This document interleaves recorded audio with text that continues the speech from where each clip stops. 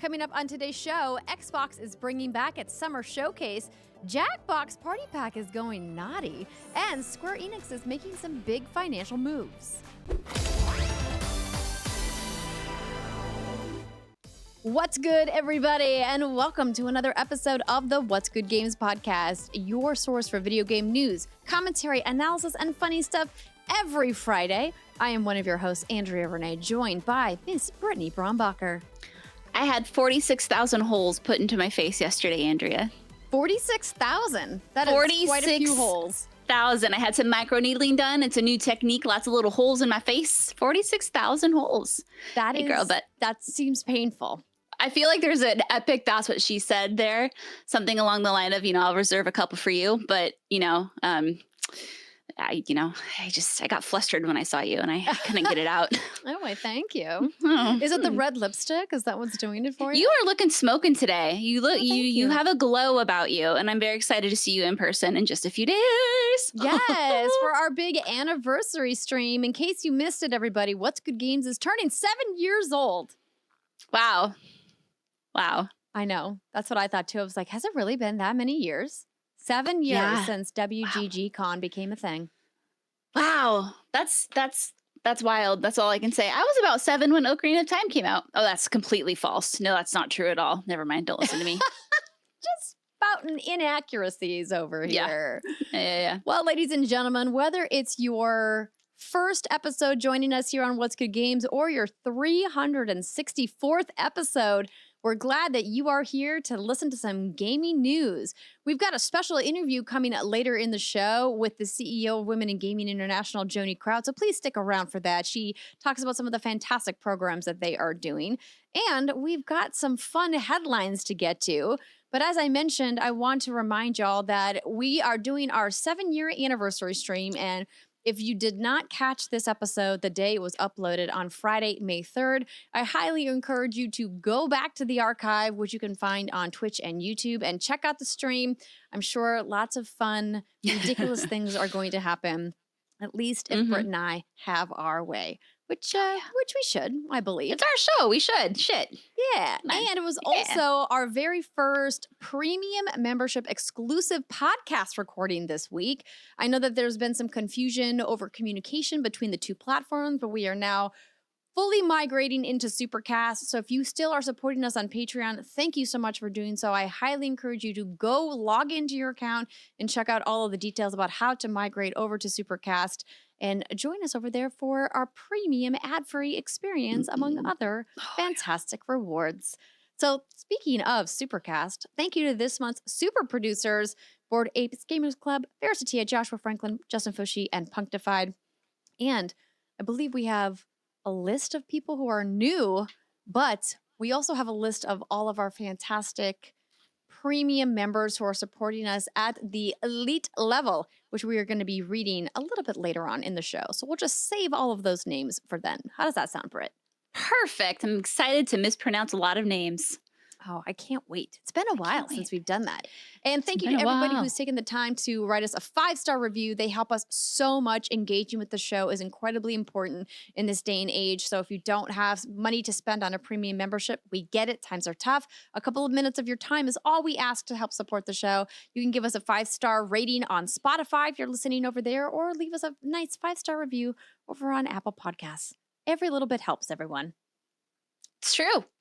Every little bit. I mean, Andrea, I think you and I need to do more, though. I think we need to start some karaoke. I think you and I need to be like singing. We need to serenade our audience. You know what I mean? Karaoke. Yeah. I mean, listen, you do a good karaoke. I've heard you do the karaoke's before. Oh, thank you. The only time I did karaoke with you, though, I think I was very drunk and I tried to sing No Diggity. And it's just a blip of my memory because it was real. What oh, God, a it was wonderful hazy. song to sing, though. Oh, yeah, it was a good time. It was a good time. But no, just going to echo everything Andrea said. I know I haven't been as constant on the show as I would like to be with everything going on in my life, but I still see the 5-star reviews. I still see the comments that come in on X or Twitter or whatever you want to call it, the YouTube comments. And it does really mean a lot, not just for the show's algorithm and for getting in front of new viewers, but also just for our own mental happiness. It just makes us feel good and warm and fuzzy. And we really appreciate you taking the time. Yeah. And just a friendly reminder, if you're watching at youtube.com/whatsgoodgames, we put chapters in all of our show notes to help you find the part of the episode that you want to quickly. Same if you're listening on audio, you can find timestamps. Use those to help you enjoy our content more. If you're like, hey, all of this stuff at the top of the show, boring, I want to skip to the hands-on, you can use those handy timestamps and chapters to do just that. Nothing we do is boring, No, fools. obviously we are riveting. Obviously. Listen to us, how riveting we are. Andrea, I'm 3/4 of a 5-hour energy shot in. Oh, that means you're going to hit your zenith in about 15 minutes. It's Probably. Just fair warning, everybody. I'm ready. Well, that means we got to get into our headline feature news story of the week. It's all about the get hype moment of summertime. Xbox is back, baby, with the Summer Games Showcase. Boom, boom, boom. Air horns, confetti. Loved it. And they're also doing another specialty direct, but they're just calling it the Redacted Direct. Oh. Turns out the internet sussed out quite quickly. Yeah. At first, I didn't realize that they had put an image out. I just got the press release. And then once I saw the image, I was like, oh, it's going to take the internet exactly 2.5 seconds to decipher what that is. And turns out they were very quick, everybody. So Sunday, June 9th, during Summer Game Fest is when it's all going down. And the Xbox Games Showcase is allegedly going to be bringing a first look at a new Gears of War game. And that redacted game, sounds like it's going to be Call of Duty, and likely it's going to be Call of Duty Black Ops 5. So according to Eurogamer, following a barrage of rumors from sources familiar with the matter, The Verge reports that the next Call of Duty will be the focus of Microsoft's post-showcase direct, which the company has so far only teased with the word redacted. Previous rumors have suggested that this will be a Black Ops game, and the three-headed dog graphic of the Cerberus image looks very much like what we've seen previously in Zombies mode lore. Now, a report over at Windows Central claims that the game will attempt to explore a nuanced narrative of the Gulf War with a critical focus on different participants within the conflict. The story will apparently dovetail into the end of the Cold War era, explore some of the consequences therein, with gameplay set in the early 90s means a return to a more traditional military combat technology familiar for Black Ops gadgetry fans, as opposed to some of the new near future tech of the more recent games that we have got. So, as for the showcase itself, The Verge reports that Microsoft will use the occasion to reveal a new entry in the Gears of War series, something that we've been, suspecting is going to happen for a while. But the reason why all signs, Britt, are kind of pointing to this happening is because the voice actor who plays JD Phoenix in the game, who is Marcus Phoenix's son, if you're familiar with the lore of Gears, mentioned to somebody in an interview that he can't talk about what's happening, but look to follow the @Gears of War on the app formerly known as Twitter for an announcement in June. Just teeing it up that they're going to announce what's happening next with Gears in June. I can't wait. I mean, there's so much to talk about just in what you've said so far. But, man, when it comes to Gears, I cannot wait to see what they do with that, because we all, not all of us, but, Gears 5, you have a choice to make, right? They left that on a bit of a cliffhanger, to be quite frank. And I'm disappointed it's taken this long to find out what's going on. And I want to know what's canon, what's not canon, like what's going to happen here. Like that is what I am just like really biting at the bit to know what's going on. So Gears 6, that would be a huge one. I mean, and like you said, there's not a real surprise there, but I think it's all we just want to see it. As soon as we see it in action, see that little like gear, oh my God. Bodily fluids everywhere, Andrea. And you're going to be sitting probably right next to me. I sure hope so. They are doing another live in-person event, which What's Good Games is very excited to attend. And as for what's happening after that, last year we were able to get some behind closed door looks at some of the games in the showcase and even get some hands-on opportunities. But Xbox so far is keeping pretty tight-lipped about what their plans are post-showcase. But fingers crossed, we'll get to see some more games. Speaking of games, let's take a little trip down the slate of what Xbox has coming that potentially might be appearing in the showcase. So we have Machine Games' Indiana Jones and the Great Circle, which is reportedly targeting a December 2024 release. And Microsoft is planning to launch one big game a month in the run-up to the arrival of Indiana Jones. Oh. Todd Howard had done some press saying that Starfield Shattered Space expansion is said to be coming in September. Now, to be clear, Todd did not say that. He said a fall release. And there are other sources who are indicating that September looks to be what they're targeting. Call of Duty is traditionally the first week of November, but looks like it may be targeting the last week of October instead. And then, of course, we have Avowed, which is slated to come this year as well. And Microsoft Flight Simulator 2024 looking to come in November, all in the run-up to Indiana Jones happening at the very end of the year. Oh my God. I just want to get hands-on with Avowed. That's all I want. Just give me Avowed. I want to feel how it feels in my hands. We've seen, quite a bit from it, considering, that we just got I feel like quickly we got some information on it. Saw some gameplay and whatnot, but I just want to know how it's going to play. I love Obsidian. So Obsidian, Gear 6, I admittedly, Call of Duty, cool. It's not going to flip my skirt up. It's not going to get the loins a little moist, if you know what I mean. But Indiana Jones, those are the ones that I'm like, okay, this is. I feel like Microsoft and Xbox big time. They're big, look at us. We're just going to throw our big green schlong down on the table, and you're all going to, you know what I mean? I want them to fucking leave us gobsmacked. Let's do it. This is the year that the schlong is particularly big because they completed the acquisition of Activision Blizzard, which was a big question mark all of last year. The deal is now done, and it's worth remembering that Blizzard's MMO that y'all know and love, World of Warcraft, is getting a huge expansion, The War Within, and is expected to come before the end of this year. So that's just one thing from that slate. There's so much more that could be speculated. So other games that we should keep tabs on, we have the Initiative and Crystal Dynamics team up for the Perfect Dark reboot, which we haven't heard anything about since its reveal. Rare's Everwild. Playground's Fable, which they kicked off the showcase with last year, which will be hard to top. In Exile's Clockwork Revolution. Undead Labs State of Decay 3, and Compulsion Games South of Midnight. All that we hope to get updates on. Dude, all of those. If those make even a glimpse of new gameplay or whatever, that the schlong, I will accept the schlong. You know what I mean? I will embrace it as part of me and into my household. I will build a barn for the schlong. Oh my God, so many exciting titles. And it's just so wild because I remember sitting in the theater back when all these acquisitions were announced, right? Compulsion Games, et cetera, et cetera.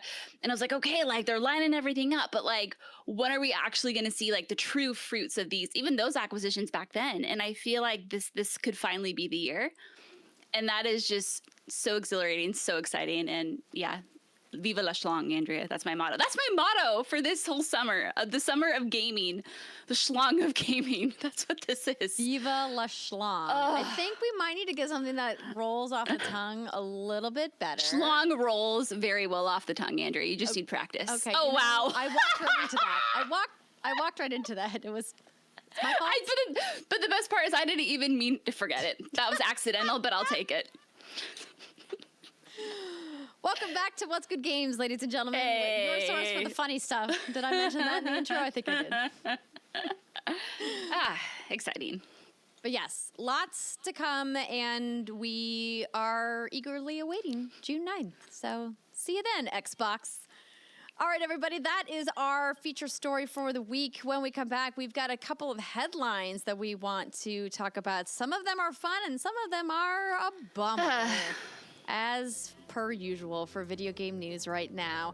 But before we get to that, please listen to this wonderful ad to help support the show. And if you don't like listening to ads, don't forget, there's Supercast. whatsgoodgames.supercast.com is where you can get the show ad-free. Let's get into some headlines. Britt, up first. I don't want to necessarily call this story sad, but maybe the word troubling is the correct way to describe this headline. Square Enix reveals $140 million abandonment loss. The news was shared this week in a notification of recognition of extraordinary losses to shareholders which detailed a number of in-development projects that resulted in a 22.1 billion yen loss, or roughly 140 million US dollars. The losses are part of Square Enix president Takashi Kiryu's plan to make the publisher's slate of games more streamlined. During an investor Q&A earlier this year, Kiryu said the market is increasingly polarized between blockbuster and indie titles, but I feel that we have developed many titles that fell somewhere in the middle. I want to make a clearer distinction going forward. A little context from Rock, Paper, Shotgun. Square Enix have continued to talk up their plans for utilizing both the blockchain and AI in the development of future games. And while that may sound grim to some, the actual reality is Square Enix's recent release slate has been far more interesting, with an onslaught of sequels and remakes to classic JRPG and tactics series such as Star Ocean, The Second Story R, Saga Emerald Beyond, Live Alive, and Tactics Ogre Reborn, while simultaneously the publisher has released several interesting niche and original games such as Harvestella, Triangle Strategy, Voice of Cards, Dungeon Encounters, and The Centennial Case, just to name a few. Alongside some blockbuster missteps such as Forspoken, the slate has been anything but boring. Add to that the already announced plans to reduce outsourced development costs and bring them internally, and underperforming AAA games like Final Fantasy VII Rebirth, and it means the potential cancellation of Brit's hopes and dreams. Yeah, I don't know where I read the quote somewhere where they mentioned specifically HD titles. Like HD titles aren't. It was something along the lines of like they're just not performing, or they don't perform, or we don't think like they're worth the effort, or whatever. It was something along, again, completely paraphrasing this, obviously. And Andrea, when I saw that, I'm nervous, baby girl. I'm so nervous. I'm so nervous that this could mean something about the Final Fantasy IX remake, remaster that like at one point was confirmed to me to be a thing. And I mean, I think if anyone looks at all the rumors and the leaks in this like odd kind of like push behind Final Fantasy IX that we've seen in the past couple of years, it makes sense. Like I didn't need someone to tell me that, but it's just at what point in the development was it? And was it far along enough where it's like, okay, cool. Like we're going to just like finish this out, publish it, and then like take a step back going forward. Anyway you look at it, like this is just kind of blargy, and it makes me sad. This is just like bummer news. You never want to hear this. I love Square Enix and I love some of their wacky things they do. The interesting thing, though, that Takashi Kiryu, I love that that's his name, said is that the market's polarized between blockbuster and indie titles. But I feel like we have developed many titles that fell somewhere in the middle. I want to make clear distinctions going forward. And that bums me out because a lot of their titles are in the middle. I think of games like Paranormal Sight, which is one of my favorite ones last year, even like Star Ocean and The Second Story R. Like, where do you put those? How do you categorize those? Probably somewhere in the middle. So does this mean like you don't, take an interest in developing or publishing those kinds of games anymore? I don't know. I mean, I get where he's coming from as the president. You have to make money to be a business, but I think when you're constantly just chasing money, obviously a lot of creative visions can just kind of get squandered or squashed, and it would just make me super sad. But don't need to go down that rabbit hole or anything. But yeah, baby, I'm clenching a little bit. I'm partially clenched. I'm like 39% clenched with this. Yeah, it's definitely troubling, and it's a trend that not just Square Enix is suffering. I want to give a little bit of context to the Final Fantasy VII Rebirth underperforming that we mentioned in the story. So it doesn't look like it's another classic Square Enix move where they've overprojected what kind of profits the game will make, a la Tomb Raider. It looks like it's just truly not selling like Remake did.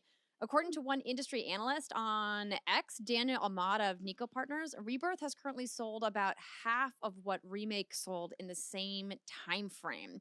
Now, Ahmad confirmed that the sales data that they reported on comes from Equity's research reports, who are getting the data from the usual trackers.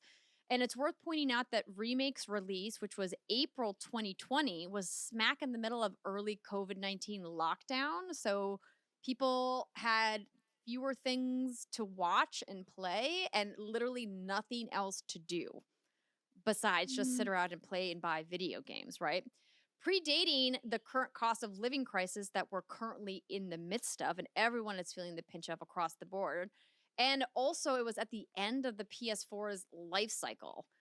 Rebirth, currently only playable on PS5, and that exclusivity is something that's been noted a lot across the web in stories commenting on this news this week is, are the strategic partnerships that Square Enix has made, particularly with PlayStation, beneficial to them, or has it been hurting their overall market? Like, how would Final Fantasy have done if it had been on all three platforms, Xbox, PlayStation, and PC, all at the same time, versus just coming out to PS5?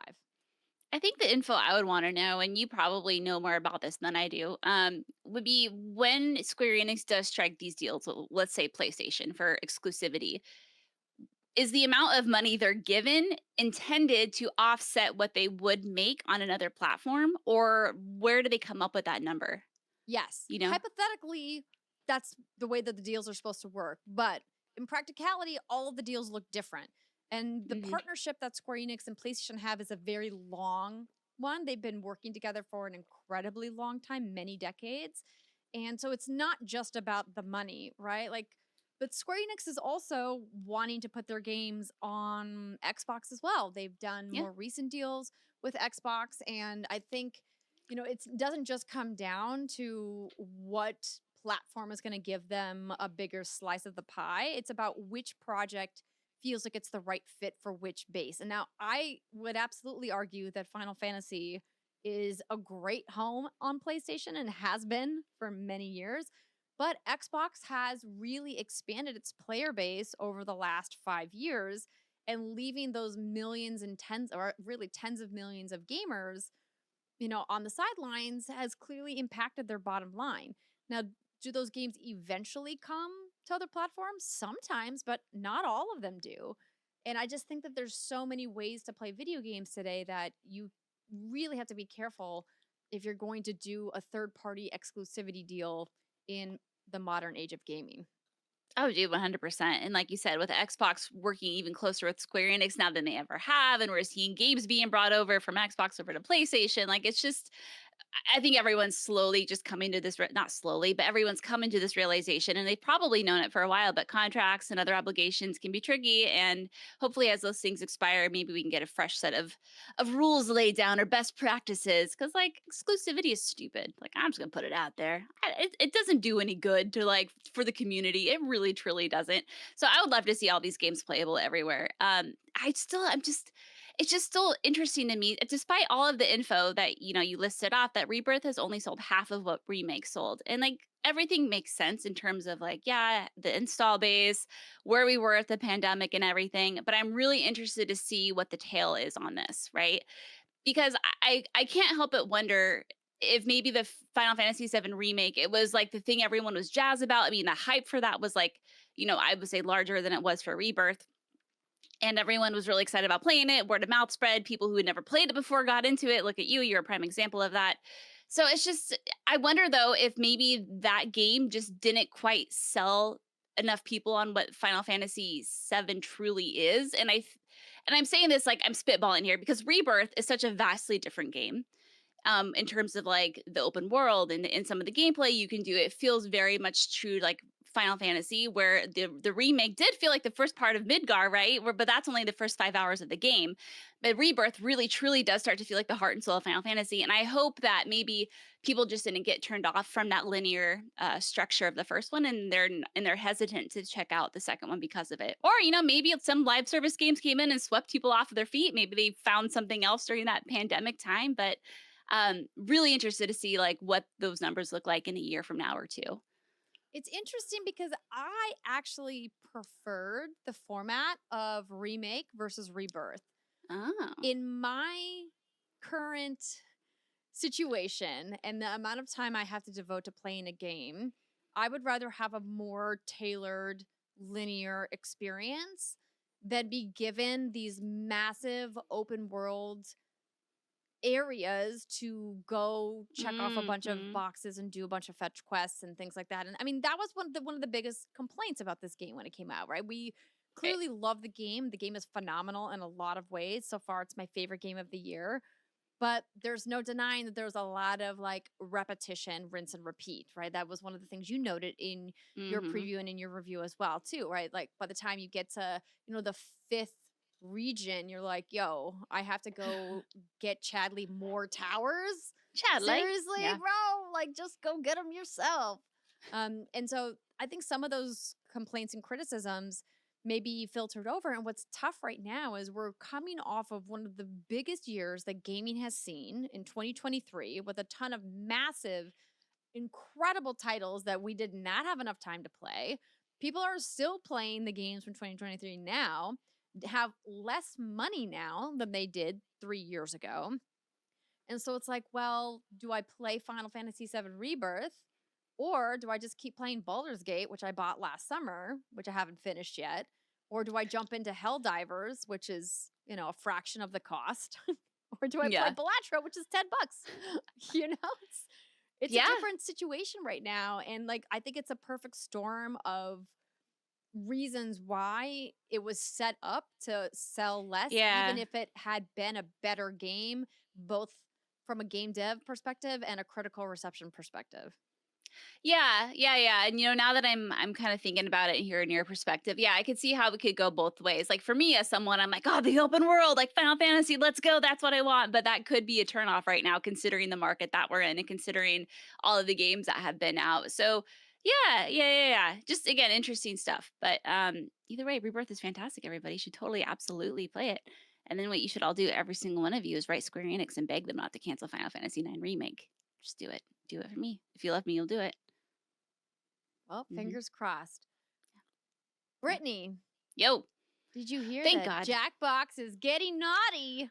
Absolutely. And I mean, to be fair, it's always been naughty the way like we've played the game, but I'm glad that they're really leaning into it. And they're like, okay, let's just literally give you what you're asking for. Thank God. Announced during the ID at Xbox Showcase, which happened earlier this week, an adult-themed party pack is due to arrive later this year. Yes, everybody, the Jackbox Naughty Pack will include 3 provocative games, which the Jackbox team promises will deliver on laughter, wit, and a touch of irreverence, as is their style. Now, who among us hasn't just made the regular party packs, naughty packs on our own? No hands? Yeah, that's what I thought. Everyone's done it.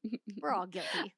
We're all guilty. I went to their website because I wanted to learn more, because a lot of the blurbs are like, oh, we don't really know anything except for like what you mentioned, the 3 games. But I have to read this because it is hilarious. Okay, it's on their website. Dim the lights and charge up your devices. You know which ones. Because here comes Jackbox Naughty Pack, an intimate pack of 3 games that are sure to have you laughing and maybe even sweating just a little, coming out later this year. We'll be revealing more details this summer, but for now, we can tell you that this will be Jackbox's first M-rated game full of spicy surprises and maybe even some familiar faces. Also, we heard what some of you were doing with our games, and we thought, sure, why not? Jackbox Naughty Pack, just some good, dirty fun. We're quivering with anticipation to share more with you. I love this. I'm glad, because like if they weren't gonna do it, someone else was, and maybe somebody already else has. But this is like perfect. I would love to know. Oh my God, I just want to be a fly on the wall during those meetings where they're coming up with like games and the solutions. And you can only imagine. I feel like this would have been like my dream game development job, to be in. To be working on this. I'm sure everybody had to sign a bunch of disclaimers being like, listen, no one is getting harassed in this room. We're literally making a naughty pack. And while we're talking about naughty things, I want to give a shout out to a really fun naughty video that I watched this week from fantastic YouTube content creator and all around wonderful guy, Jesse Cox. If you guys aren't familiar with his channel, he has been doing great content on the internet for a really long time. And he has been struggling to get one of his videos surface in the algorithm because he keeps getting dinged for the rise of adult video games on Steam is the name of the video. And it is a really amazing look at the history of sexy adult games and why they are having a resurgence right now. And he got research and writing help from our friend Emily Rose, who has been on the show several times. And it's just a really well edited, well scripted, funny video that gives a really interesting look at where sexy games came from and why they seem to be exploding right now. Take that as you will. It's his YouTube channel. We'll put the link down in the description below, but it's just Jesse Cox. If you guys want to go over and check it out, it's a really fun look at sexy video games. That's a fun idea. Yeah. So just want to give them a little shout out, doing some good work. Yeah. But yeah, we're going to be playing this, obviously. I mean, duh, obviously, yeah. No, ID at Xbox, there were some good little gems in there. It was a pretty long presentation, or maybe I just saw the VOD, because it was like 3 hours, but I think that probably had some like pre and post show from IGN on there. I saw there's a new Pal World expansion or a massive update or whatever it is. Yes, we got new to pals see are coming this summer. new pals, that's right. And then there was another video for Lost Records, Bloom and Rage, which is Don't Nods. Little latest title, which sets place in the 90s, and it looks. Did you see this trailer? I didn't, but okay. I saw the blurb about it, but I'm planning to watch it. Oh God, it looks so good. Anything 90s, like 100%, I'm there immediately. But it's cool because she's shooting through the camcorder and just a bunch of like moments in time, like her friends skateboarding or people like flirting and they turn the camera and flip it off, or fair toy or not playground toys, and just like stuff that's so 90s. But I'm so curious to know what the twist is. Like, There's because always a twist. Because at the end of this trailer, she turns the camera to herself and she's like, if you see this or if you found this, it's because I'm dead. And then she starts laughing like she's joking, but we're like, bitch, you're in a Don't Nod game. You're probably dead. Yeah. But I just want to know like what's going to happen. So that looks really, really good. I'm really excited for that one. And then obviously you talked about Jackbox games. Vampire Survivors, Andrea. I don't know if you ever got into did you get into Vampire Survivors? Oh, by the yes. way, okay, yes, yeah, you did. I thought you did, because I know Ree got me into it, and I'm assuming she probably got you into it also. But we got to look at the Contra DLC. Oh my God, that looks absolutely bonkers. I need it. And a lot of good stuff there. Anyway, I'm really finding a lot of pleasure lately from indie titles. They're just really scratching an itch, like cozy games, indie games. Like that's what I'm all about right now. So I loved kind of skimming through and checking out some of these titles. Look really good. Yeah, and good so stuff. many of Xbox the ones featured in the showcase this week are coming this summer, between now and Gamescom. So lots of fun stuff to play. Yeah. Something that's not coming before summer, I guess technically part of this update is coming in May. Maybe. Starfield, everybody, is getting a big update. Hey. Yeah. We mentioned earlier that they announced an expansion happening sometime in the fall, but they're also putting out a massive update next month, or I guess this month now, because it's May. What is time?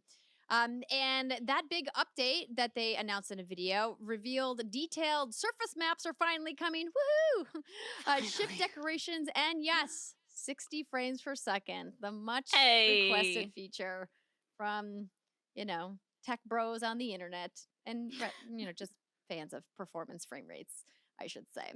I don't want y'all to think that I only see the negative talk about frame rates, but I've said multiple times, frame rates for a game like Starfield doesn't matter to me. Didn't matter to Todd Howard, but apparently it mattered to enough people that Xbox is like, all right, fine. We'll work on it.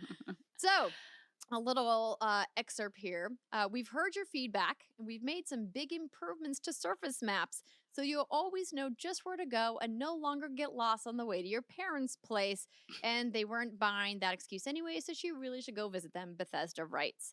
Elsewhere, there's new difficulty options in the setting menus. There's the addition of ship decorations to the interiors and the display settings to prioritize visuals or performance, as I already mentioned.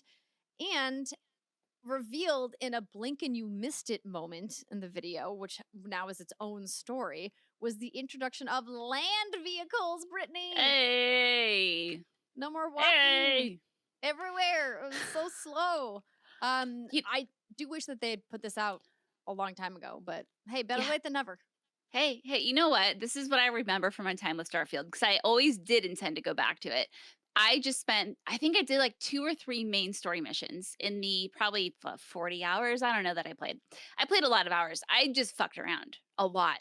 And now I am persuasive as hell. I am strong. I have really awesome gear. And so I always told myself, like, when I come back to this game, I'm not going to have to remember everything that happened, because not a lot has happened in my game, but I will be powerful as fuck. And I am. So maybe when this comes out, all the shenanigans, it'll be a good time for me to come in and kind of just, take advantage of the new features, because I think at that point I'll be ready to start actually doing the story, because I'll be like able to talk my way out of everything. That was my plan. That was my goal in life. I am bummed that it took so long, but I'm glad that it's finally coming. I hear people's complaint that, hey, maybe if you guys had just held the game another year and launched all of these features with the game at launch, it wouldn't have been as such a rough initial release period as it was. And to be clear, like the game was still incredible when it launched, but it obviously had some issues that were fair to bring up and to talk about and to criticize. But it's tough now with the way the game development cycles are. It almost feels like teams don't have the ability to really put out a game as massive as Starfield is in a fully polished state with the way the technology is and audiences are. Because there's a lot of the stuff that they probably need feedback from player bases to really prioritize, hey, what do people really want us to put our time and effort into, which is why I think early access has become an increasingly popular thing for developers to do. So I definitely want to go back. I want to play more. Everyone's like, Fallout, I want all the Fallout stuff. You know, and they have that new gen update. But I'm like, nah, man, I'd rather just go play more Starfield. I played Fallout. It had its time. Yeah. But then you have me, who's never really gotten into Fallout, so now I'm really torn between two behemoths here. Oh, yeah, I man, mean, that's tough because Fallout 76 has had so many updates. I know, and I think that's the one I want to get back to is Fallout 76. But I mean, when, Andrea? When? But no, I do want to get back into my Fallouts. I think I have a better chance with getting into 76 than probably 4. Just that post-apocalypse, the setting of Fallout has just never done it for me. It's just never done it for me, and I think I've accepted that as a person, as a human. But 76, I think, has a lot of those social interactions and social mechanics of it all that I think it will. I think it will hold me. But no, I want to get back to Starfield. I want to see what happens. I know for a while, like Greg Miller from Kind of Funny, man, he was just like, man, he was like on something. He loved Starfield, and especially some endgame stuff that he had talked about that I didn't understand at the time, but it stuck with me. I'm curious about it.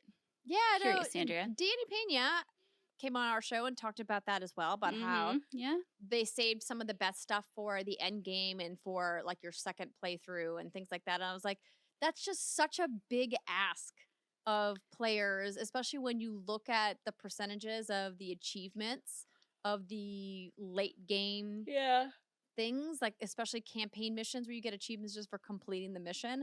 And it's like, you know, like 2% of the players have completed this. And it's like, does that not tell you that maybe you should think about how to engage people earlier on instead of holding all the cool stuff to the very end? Yeah. Because then you get to the end and then you're like, well, it's over now. I was like, when you get a really cool piece of gear in like the final mission or in like the final like 2 or 3 hours of like 100-hour game, and you're like, where was this like 20 or 30 hours ago? Like, sure, don't give it to me in the first 5 hours, but if I've sunk 50 hours into an open world RPG, don't make me wait until I get to hour 90 and then I'm done playing the game and don't get to use the cool thing. Yeah, absolutely. Girl, I get you. I feel you. This is why you need to start your own game studio. You know what you need to do? You need to kick John Drake out of his position and take over and be like, sir, let me tell you how to run a game. Let me tell you what to do. Tell me all the decisions. And you just like somehow turn his position into like head of a studio position. Wow. If that's what he did, I don't think I'd want to kick him out because I would want him to teach me, senpai. But what we could do is we could start a studio and then we could go to him and be like, give us money, sir. Oh, perfect. Great. Let's do it. John Drake funding the What's Good game studio. We'll come up with a really great game idea. Maybe we can noodle on this during I feel like we've had some in the past. Yeah. I feel like we've had some in the past, though. We have. Yeah. The Golden Girls dating sim is still. Oh, yeah. Still that's a good fun one. idea. Yeah. We'd have to get Steimer on for that one, though. Yes, we would. Yeah. All right, everybody. Before we go, we got just a tiny bit of breaking news as we were beginning to record the show. According to Bloomberg's Jason Schreier, Take-Two Interactive is shutting down 2 studios in the wake of their layoff announcement from last month. Take-Two closes Roll7 in London and will be closing Intercept Games in Seattle. 70 jobs are said to be lost at Intercept, which impacts their the label under private division. And 5% staff layoffs are going to be announced. Oh, hold on. 5% staff layoffs were announced by Take-Two back in April, which is the story that we already covered. Roll7 developed Roller Dome and also most recently did Ollie Ollie. And Intercept Games is currently working on early access for Kerbal Space Program 2. So lots of question marks around what's going to happen with that game. There are other private division teams also affected by the layoffs. As I mentioned, this story is just breaking. I'm sure we'll have a full report of everything once the news is officially public. But once again, sad that this keeps happening. It looks like IGN got a spokesperson from Take-Two to talk to them. IGN said that they did not explicitly confirm Intercept Games' closure, reiterating that it was not, quote, providing additional details on its plans to reduce staff. However, the company revealed that the publisher private division will provide post-launch support for Kerbal Space Program 2 as the developer is seemingly shuttered. I don't like it. I don't like it either. I don't like it. And I don't like that we talk about it like all the time. And then what do you say every week? I don't like it because I don't like it. Yeah, pretty much. Yeah. Pretty much. Just keep saying, I don't like it. I don't know if it's going to change anything. Probably not. But, also, just expressing our sympathy and sending positive vibes to everyone. We know it's like still a struggle for a lot of people who have suffered layoffs in the games industry. And there are resources out there for you. I highly recommend that you go and check them out. Like some of the resources that the wonderful Joanie Kraut talks to me about in our interview. I had the opportunity to sit down with the CEO of Women in Games International to talk about some of the things that they're doing and providing in this really difficult time in video games development and some of the fantastic programs that they're working on to uplift women in the games industry as well. So I hope that you guys will enjoy that interview. It's coming up right after this break. Before we jump into the fantastic interview with Joanie, Britt and I want to give a massive thank you and shout out to our wonderful elite patrons on patreon.com/whatsgoodgames and whatsgoodgames.supercast.com. Your support of our show is incredible, and we are so grateful that you continue to support the work that we do in video games as women's presence in the video games industry and media seems to be threatened with each passing week. It's rough out there, but we're soldiering on thanks to the wonderful support of these people whose names we just might mispronounce. All right, I'll kick it off. Brittany, kick it off. Okay, Davey, is it stretching or stracking? Because I feel like I say stretching, I feel like I'm insinuating that you're a stretcher, Davey. Stretching. Stretchon? But one we do know, Daniel Hull. And we know Board Ape Gamers Club. Trent Berry. Sean I. Brian R. Johnston. Rob Leonard. Trent Pennington. Faris Attieh. Tyler Recall. Adrian Rock Williams. Shai Jackson Burgess. A Wall of Bill. Teresa Enert. Hassan Khmek. Nicole Humphrey. And John Drake. That guy. That guy. And over on Supercast, having made the switch, Nicole Humphrey. James Johnny Bravo. Maniacal Mouse. Gregory Sugano. Patrick Landry. Noel Navarez. John Roberts. Jessica Bloomhouse. Dewey Rees. Robert Frimmering. Steve French. Gary Peck. Kelsey Burgess. Gabriel Oliveira. And Andrew Cotton. Thank you, friends, for supporting our show. And if you want to help support the show and get the show ad-free and get fun, silly little clips like how Britt and I were talking about our future on Wiki Feet, you got to go. Or my growl, Andrea. That as well. Listen, I think there's been some fun moments from What's Good Uncut so far. It's whatsgoodgames.supercast.com. Links are in the show notes. We appreciate everybody. Now, without further ado, this is a fantastic interview. I hope you guys enjoy. Again, use those chapters if you want to jump around to a specific part, but a huge thank you to Joanie for sitting down with me. So without further ado. What's good, everybody? Andrea Renee here with a special interview. I'm very excited to be joined today by the CEO of WIGI, Women in Games International. Joanie Kraut is here. Thank you so much for being on the show today, Joanie. Hi, thank you for having me. It's been so wonderful running into you over the years at various events. And when I had the opportunity to chat with you at DICE, I was like, first, you must come on the show. Second, I want to do stuff with WIGI. WIGI has been around my entire career, but you guys have really started to pick up steam in the last couple of years. And a lot of that is because you are doing an incredible job leading your team into so many new programs, which we're going to talk about here today. But before we jump into some of the new stuff that you guys are working on, would love to hear about how you got started in the games industry, because it's a question I get constantly. And my answer was always, I never thought that I would be working in games. Was it a career path that was destined for you, or did you also just end up here by magical happenstance? Yeah, totally accidental for sure. No, growing up, gaming was really big in our household. We had game nights and we had people come over and everything from tabletop to, my dad was really into technology. So having Nintendo and having like tournaments at our house was a really fun thing that we did.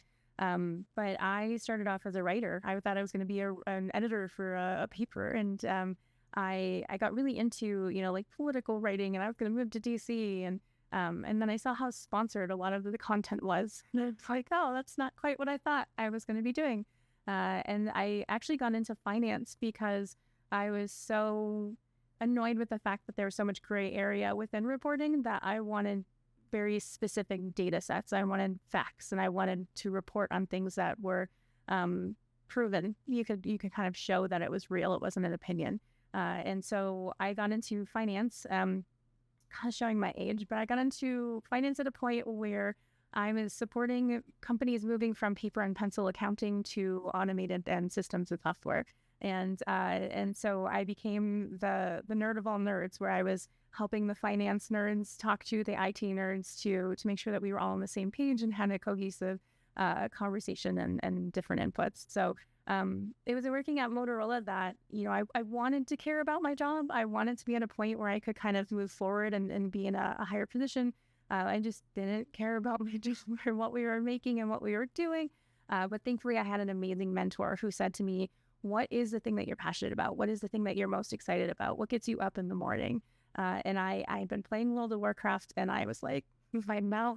My mouse is the thing that I love the most. I love this. And she's like, go home and look at your mouse and see who makes it. And that's going to be where your people are. Those are the people who are passionate about the same things you're passionate about, the same games you're passionate about. So I went home and I was like, what the heck is the Steel series? I don't know what that means even. And I looked it up, and they actually had a company about 10 minutes from my house in Chicago, and they were hiring an accountant at the time. And I was like, what is it? It was serendipity. Yeah. So that was kind of my first step into the games industry. And just the idea that you could play games for a living was amazing and so exciting. And it was one of those things where you're like, wow, I have played games my whole life, but I didn't even think about it being a job that people had or anything. So we worked with a lot of esports teams and professionals to kind of develop the products. And so I had this really cool opportunity to sort of learn from people who were already doing it, who had already been doing it for years. And that was sort of it.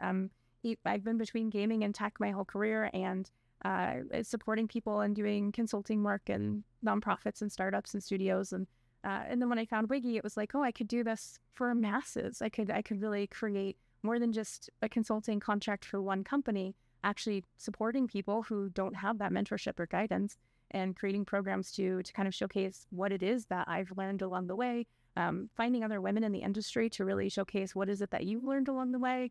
And, when people kind of talk about WIGI, it's why did you start with WIGI? What were you so passionate about with WIGI? And it was, getting a not great start in the industry and having a woman VP when I reached out and said, why am I the one being asked to clean the conference room and order lunch? And she said, because you're a woman, get used to it. I wanted to change that conversation. I want the next woman who said, why am I the one, doing this? I want that woman to say, yeah, that's unfair. Let's approach that conversation. Let's change those expectations, and let's redefine, if that's part of your job description, you should be getting paid for it. And so that's sort of the biggest push right now, is really just building that confidence in women to self-advocate and building that allyship to have other women sort of advocate with you and teach you to sort of empower yourself to move forward in a different direction. That is phenomenal on a multitude of levels. There's so much to unpack in your answer. First, I love your origin story because we've had many people who listen to this show reach out to us and talk to us about how they have found their passion in new jobs and transitioned careers out of other sectors into games. And I love to see people who find fulfillment and happiness at work and are able to take their skill set and move it into something that fulfills them, because life is short, man. Be happy if you can, but sometimes you got to help yourself get there, right? And so I love that. I love that story.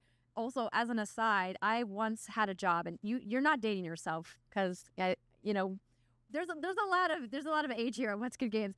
One of my jobs when I was in college was to work at an image company where all they did was scan bank documents as the transition from paper to digital happened. I used to sit in a room for like anywhere from 4 to 8 hours, depending on my shift for the day, and just remove staples from bank documents to prepare them to go into these giant scanning machines. That was a real job I had, everybody.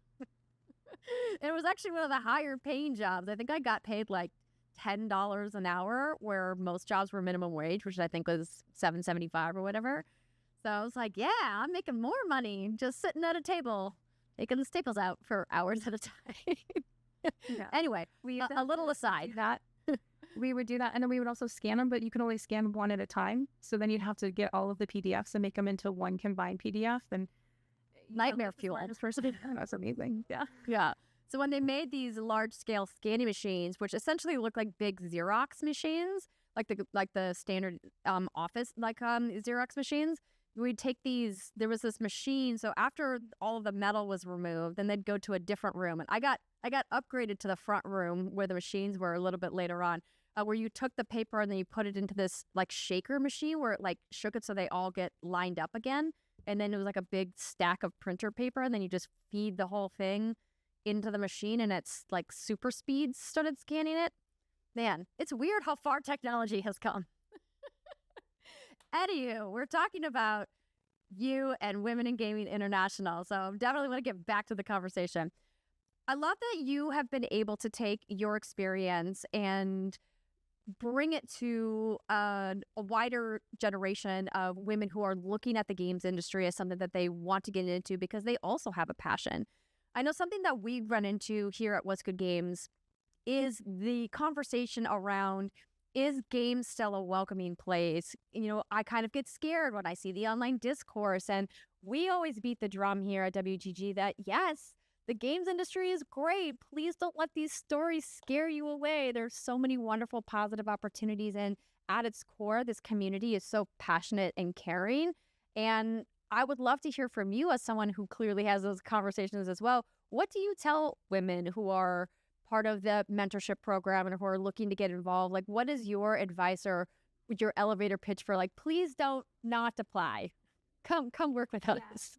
Yes. Absolutely. I think the biggest thing for us is that just means that your story hasn't been heard. There's so many new perspectives and opportunities to just kind of create that representation. And representation is so powerful. So if you don't see somebody who looks like you in the room, keep that in mind and make sure that you're in that room so that you can create that representation for somebody who does look like you, but also for the people who don't look like you. And that's a huge piece of normalizing change and normalizing diversity is being the person in the room who doesn't look like everybody else.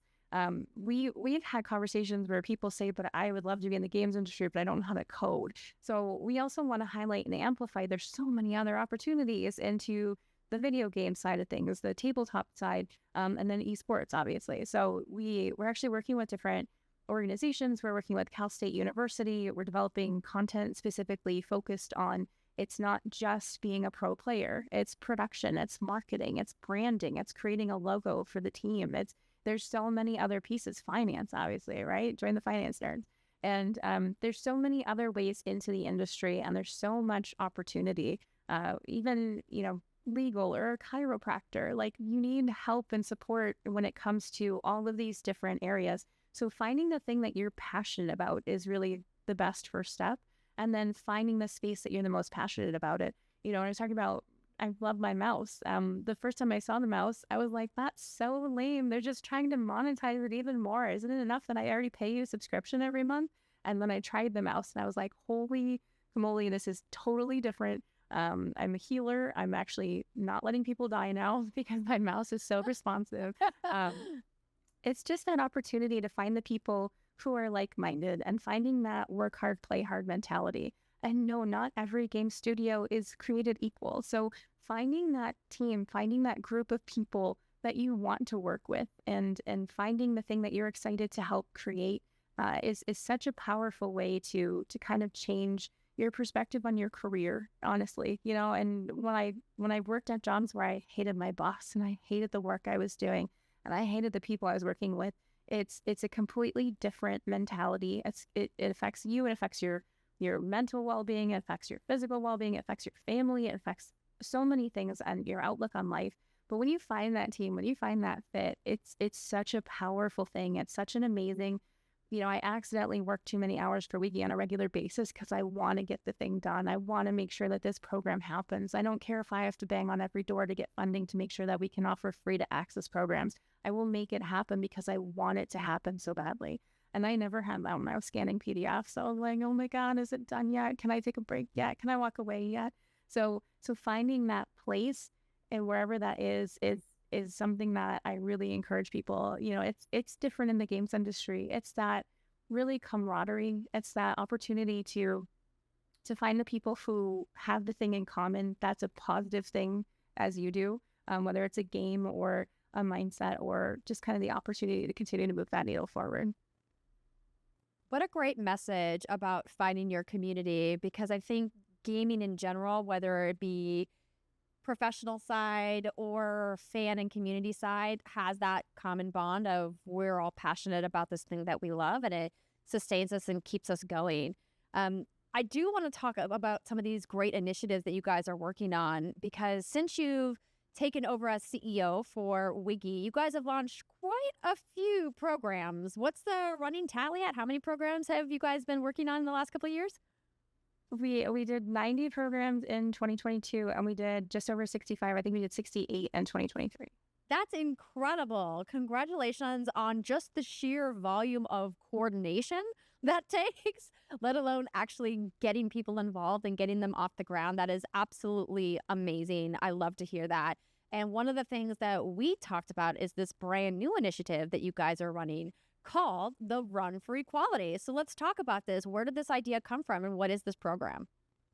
So we had a big push from our community. I would love to do something that is more proactive. I want to get involved. I don't want to be a speaker. I don't want to be a moderator, but I want to do something that I feel like I'm actively contributing to WIGI and contributing to this conversation and continuing to promote this idea. And I came up with this idea. I would love to do like a 5K. Wouldn't that be fun if we all just did like a 5K? And then it was like, well, where are we going to do it? We're an international company. Do we do it in LA where we were founded? Do we do it in San Francisco where we actually started at GDC? Do we do it at Gamescom where we have programming? And so it was kind of this conversation of what if we had it a little bit longer than just one event? And then what about accessibility? What about people who can't physically walk or run, any type of 5K or anything like that? And so we created in-game opportunities as well. So we're doing a walk from Orgrimmar to next city over, and we're doing Roblox is actually creating in-game content where you can actually go physically, like in the game, go and complete your 18K. We're working with different studios, and I was like, this is a cool idea. This is a really cool concept, and we've been talking about it for a long time. Amazing board of directors, amazing advisory committee, and just kind of coming up with different ideas. But I went to DICE in February, and this guy that I really respect, he's been in the industry for years, put his arm around me and said, I have a very serious question for you. Look around the room.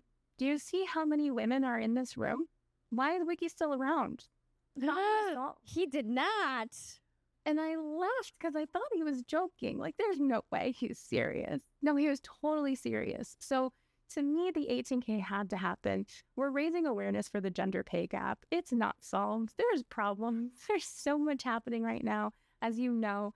And so right now, women are making 18 cents on average for every dollar a man makes. Women of color, women with disabilities, and women with children, it's actually an even higher pay gap than that.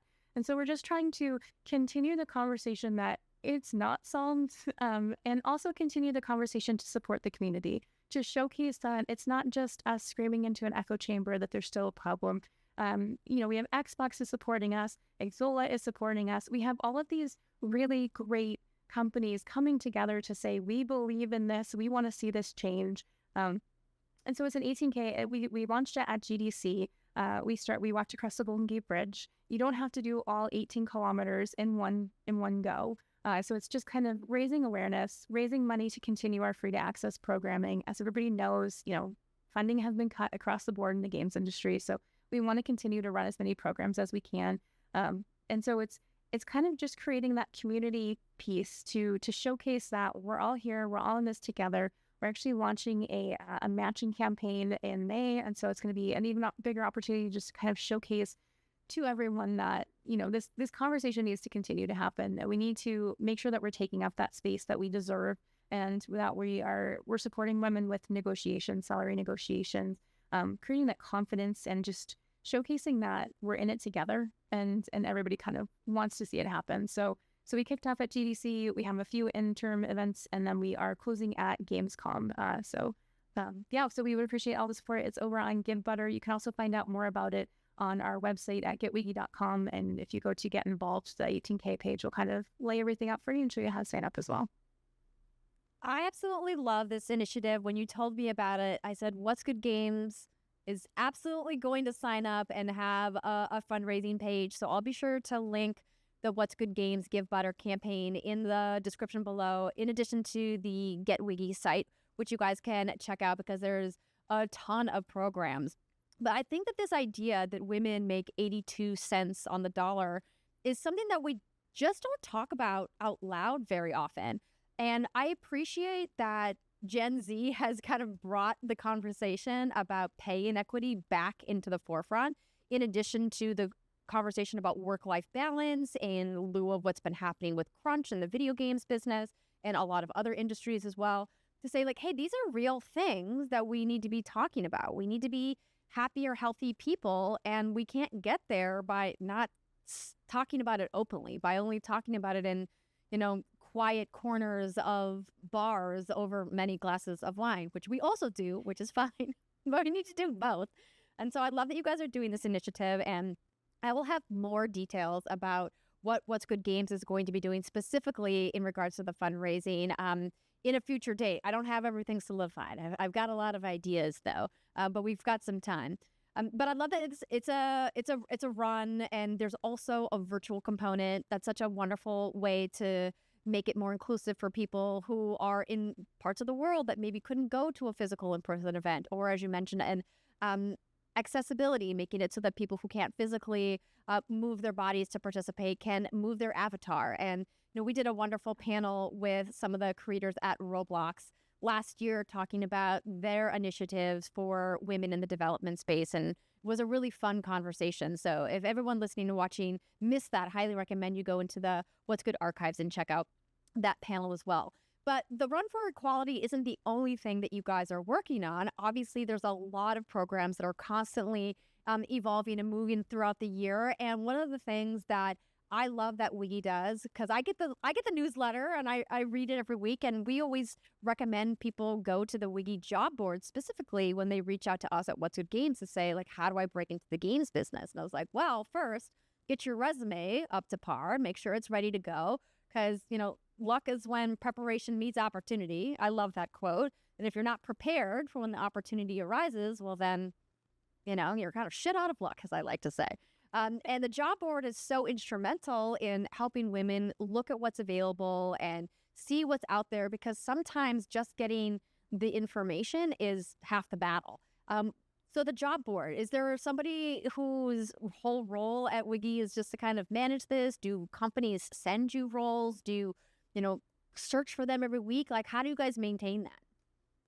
So we have partnerships. And so anybody who donates or sponsors anything at a certain level has access to the job board. And so it's really important to us that we're working with partners and people who believe in equity and equality. So we have this constant push to create resources and to provide resources to our community. So it's not just a job posting. it's also, if you join our Discord, most of those sponsors are also in our Discord. So we do mock resume or mock interviews and resume reviews and portfolio reviews with the people who are hiring. So it's an opportunity to not just say, hey, what do you think I should do if I'm going to apply for Amazon Games? It's saying, hey, Amazon Games, I want to apply for a job with you. What cheat codes can you give me when I apply for a job at Amazon Games? And we have their lead recruiter jump on a call and say, here's what our process is. Here's how you can make your resume stand out. You're applying for that job. Let me connect you with the person who is leading this recruiting search and this opportunity, so you can actually have a conversation with them and get your name in front of them before you even apply. So it's creating all of these access points that people find and they create for themselves, and it's an opportunity to show you that it's okay to reach out to a recruiter. It's okay to have these conversations, and yes, it's okay to have those conversations over wine in a bar as well. But it's creating that representation that asking for help isn't a bad thing, and it doesn't make you weak. It makes you smart. And so having those spaces where you can ask for help from somebody who can actually help you rather than somebody who just has an opinion is a really powerful way to kind of get that one step ahead and have that group mentorship, or even having that one-on-one mentorship, and really creating those opportunities for yourself. Like you said, I love that quote with like an opportunity. It's definitely something that preparation is key, but you can only prepare yourself as much as you know. So you don't know what you don't know. So how do you create conversations with people who know more than you so that you can know more, so you can prepare more? And so our job board is really important to us. It's something that we've had for years and years. And it's featuring just companies that we believe in and support us and support getting more diversity within the industry. What an incredible resource for people who are looking to maybe make a career move or to look for a new job if they got laid off. It's no secret that there's been thousands upon thousands of people who have lost their jobs in video games this year. Here at What's Good Games, we feel like we're covering it literally every single week. There's like a news story about another company that's done layoffs. How has the conversation been within your organization and some of the mentors and leaders that you work with around this ongoing issue? We are really just focused on community and resources. So reminding people, you got laid off, and not having that title anymore doesn't mean you're less of a person.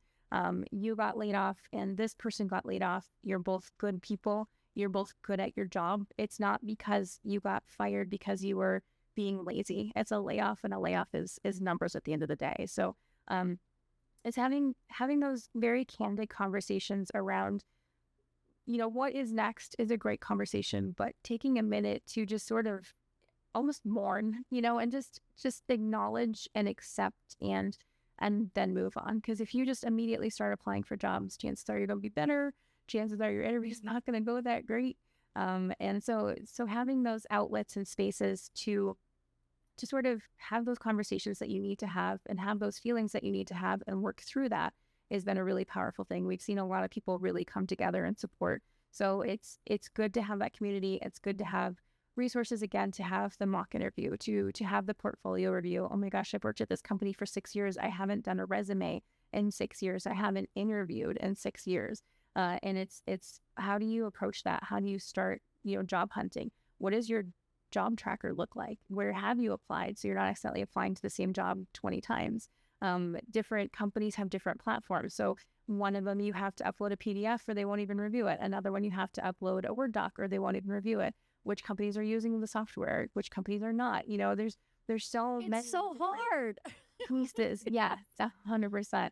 And having those conversations creates representation. Like, I am really scared right now is a really powerful thing to share with people, because they might also be scared, but they feel like showing that is a weakness. And so having those opportunities to just connect and just say, I just need someone to hear me right now.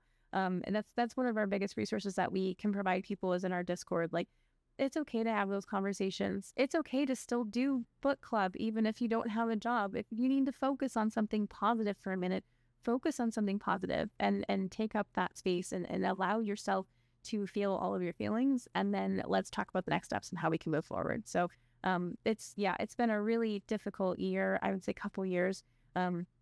And it's affecting a lot of people and a lot of companies. It's also survivor's guilt, having those conversations around, I didn't get fired. Why do I feel like I should quit? Or what would it really help if you were to leave that position now? What would that really solve, or what would that really prove if you were to take that step away when you did, keep on? Maybe now this is your opportunity to help redefine your team, or redefine sort of who else can get opportunities at this company. And then also, just honestly, like just having those conversations in that space around, it's okay to not be okay, as long as you continue to focus on how to improve and how to make sure that you are appropriately not being okay, and then asking for help and finding those resources. We beat that drum around here all the time, that it's okay to not be okay. And I know that you guys do work with the wonderful folks that Take This, and we talk about their resources as well as something that people should absolutely lean into, in addition to the incredible professional resources at something like WIGI. There's also that other side you had mentioned about, make sure you're taking care of you though too, because it doesn't serve you to go apply for a job if you're not mentally ready to accept a new role and move on to the next chapter of your life. So both things are equally important. I love that you guys provide all of that. What a fantastic way for people who are perhaps on the job hunt to take a look at their materials and go like, what could I be doing better? What am I missing? What is the thing that I don't know because I don't know it? The thing for me when I started reforming my resume after not having done it for many years was this whole idea of AI crawlers and a specific way you're supposed to format your resume so that it actually gets seen by the HR recruiter. And I'm like, this is something that I have no idea about or how to learn about. It's so wild the way that the job market has changed just in a couple of years. Yeah, absolutely. And we have regular programming every single month. So every Wednesday we put out new content. So we have the interview series where we interview the interviewer. So that's specifically having a conversation with somebody who does recruiting at a specific company to talk about that company's process. So it's not a general overall, here's what I think you should probably maybe do. It's like, if you're going to apply at this company, this is what you should do. This is how you should do it. Let me help you. Reach out if you need support on your review. And it's every first Wednesday of the month. So it's constantly having those conversations with different people, creating different representation, and it's everything from esports to tabletop to content creators and creating those spaces for people that are trying to move forward, but everybody's moving in a different direction and at a different pace. So how do you support that many people and around the world? We have conversations about, in the UK, you're supposed to include a headshot, and in the US, it's kind of frowned upon. So you're in the UK, you're supposed to include your address, and in the US, that's a great way to get doxxed. So how do you navigate applying for roles in different countries? How do you navigate what it means for different people and at different times? So yeah, absolutely. And there's always a new technology. There's always a new social media platform. There's always a new way to do something. So staying true to yourself is also really important, and keeping your uniqueness and instead of trying to conform, while also maintaining those cheat codes that you need to have to make sure that you're putting your best foot forward, especially if you are getting, reviewed by a AI platform to check your resume.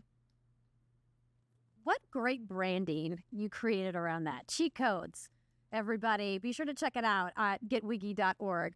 So we're getting close to the end of our time here, and I wanted to talk specifically about some of the ongoing programs that you guys have. We've already talked about the Run for Equality, but you guys have some other big things that are currently in the works as well.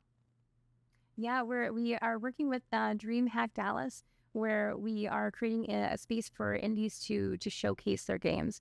So, we talk about pay inequality, but then people kind of stop the conversation there. We want to talk about pay inequality.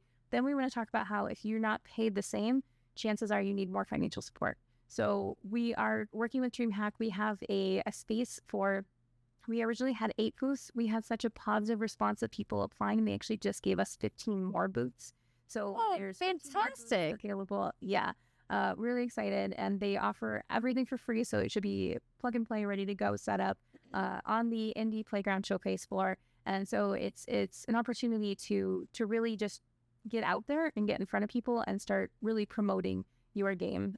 So we can throw the link in the chat as well. But the Indie Playground at the DreamHack Dallas is having those free booths and opportunities for people to really just get out there. And even if your game isn't fully ready, it's okay. If you have a demo, if you have a playable game, if you have an opportunity to just kind of start showcasing your brand and getting that brand recognition is really important. For any upcoming developers out there or established developers with new projects in the indie space, definitely an opportunity you don't want to miss. Getting that kind of access to a show like DreamHack and getting it without the cost of having to do the booth footprint is an incredible opportunity. We've talked a few times about the challenges that developers are facing in the wake of all of these cutbacks of the reduced presence at these public events can be sometimes really catastrophic for the success or failure of their small projects. And it's so important to be able to get those games in front of people, and having that physical interaction with people is also a really great way for dev teams to remind themselves, this is why I'm building this thing for players to enjoy. And just getting that validation is so rewarding. And I'm just speaking from personal experience from when we get to interact with the people who listen to our show at events like PAX. It's always like, oh yeah, this is what the late nights are for. Absolutely. We did something similar where we were partnering with the IGDA, the International Game Developers Association. And so anybody who joined our Get in the Game program for GDC was also able to showcase on the GDC floor. So for some people, it was their first time taking a plane. It was their first time in the States. It was their first time at GDC, and they were showcasing on the GDC floor. And they started talking to publishers. They started talking to investors. And they're having these conversations where they're actually getting their game funded because they were at the right place at the right time and creating those conversations and just kind of showcasing what they could do and getting feedback. And it's a really powerful opportunity to just kind of start and just put yourself out there and kind of see what happens. Well, Joanie, this has been a fantastic conversation. Thank you so much for taking the time to drop by What's Good Games and let everyone know what WIGI has been up to. Please keep your eyes peeled, everybody, for updates on the Run for Equality and What's Good Games involvement. We'll have all of the links for you to check out down below, including the job board, their main site, and of course the Give Butter donation page if you guys want to jump in and get involved in the Run for Equality right away. Joanie, as kind of like a send-off, what's the thing that you're excited about playing right now or that's coming later this year? We talk about our love for video games, but you and I both know it's a very small part of our job these days, but we can still get excited. So what's the thing that gets you excited about what's coming for video games or that you're playing right now? We got a couple Warcraft expansions that I'm very excited about. Oh, yes. They just had big news about that like a week ago. Yeah. I'm also actually working on a few things with different companies right now, and so I can't really talk about it, but there's a lot of really cool content coming out later in 2024 and early 2025 that I'm very excited for, honestly, for DICE next. Ooh, secrets. Well, Summer Game Fest is just around the corner. Maybe the secrets will be revealed then. Absolutely. Well, once again, thank you so much for joining us today. And thanks everybody for listening. We hope that you guys get involved and you found some of Joanie's information about all of the resources incredibly useful. Take advantage of every resource available. It's hard out there, kids. See you next time, everybody. Bye. Thank you again to Joanie for sitting down with me and chatting about everything that WIGI is up to. Stay tuned for more details on What's Good Games' involvement in the Run for Equality initiative. We're super excited to partner with them on that. And they just do wonderful work. Please do check out their job board. It's such an invaluable resource right now, especially in an era where layoffs seem to be the norm every single week. They are doing wonderful work at putting those resources together. So it's free. Just go check it out. Links are in the show notes. Britt, it was great to see you this week, my friend. Great to see you too. And if you are watching this on Friday, May 3rd, make sure you turn into our anniversary stream. It'll be great. I'll be in person with Andrea. I'll be able to touch her, caress her face consensually, of course. Yes. I'm so excited. Ah! I got to get us a cake or something. Ooh, I would say an ice cream cake. But hot. that gets tricky. Yeah. Okay. And a regular cake will be fine. We'll make it happen. No, we can get ice cream. Yeah, okay. Both. Yeah, ice cream cake. All right, everybody. We'll see you next time. Bye.